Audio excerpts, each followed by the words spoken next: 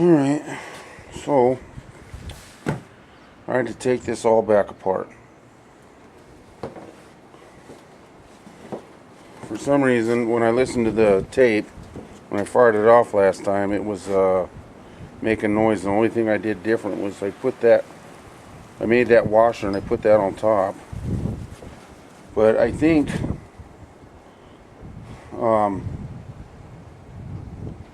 what happened was when I welded the stator down on that plate, that I pulled it, and it pulled it and it tweaked it just enough to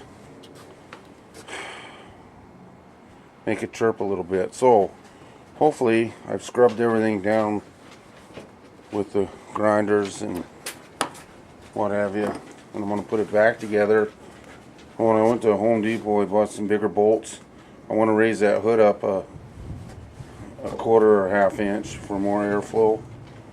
I don't know if it's restricting it, but it might be, because it's only got, seems like it has enough, but I'm just going to raise it up a quarter or so. And